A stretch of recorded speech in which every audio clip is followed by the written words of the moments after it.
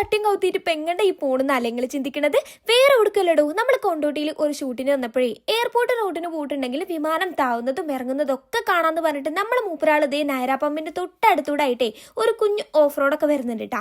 അങ്ങനെ കൊണ്ടുപോവാണേ. നമ്മളെ ചെക്കനോടാണെങ്കിൽ വാപ്പ വിമാനം കാണിച്ചു തരാന്നൊക്കെ പറഞ്ഞിട്ട് ഓനെന്താ വിചാരിക്കണെന്ന് വെച്ചാൽ എവിടക്കപ്പ ഈ പൊന്തക്കാട്ടി കൂടെ വിമാനം കാണാനെന്നാണ് കേട്ടോ. ഓനെ പറഞ്ഞിട്ട് കാര്യമില്ലേ, ഓന്റെ വിചാരം എയർപോർട്ടിലാണ് വിമാനം എന്നാണ്. പിന്നെ ഈ കുന്നിന്റെ കയറിയ വിമാനം കാണാന്ന് ഓനക്ക് നിച്ചം വേണ്ടേ.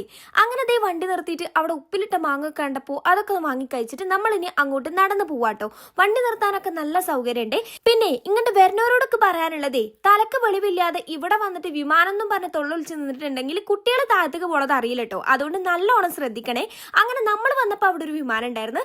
അത് പോവോ വരുമോ നോക്കിയിട്ട് അതിനൊരു കുലുക്കില്ല കേട്ടോ. പിന്നെ ഫോണിൽ നോക്കിയിട്ട് ഇതേ 1-2 വിമാനമൊക്കെ വരുന്നത് മാത്രമേ കണ്ടുള്ളൂ. അതൊക്കെ അപ്പുറത്താട്ടോ ഇറങ്ങിയത്.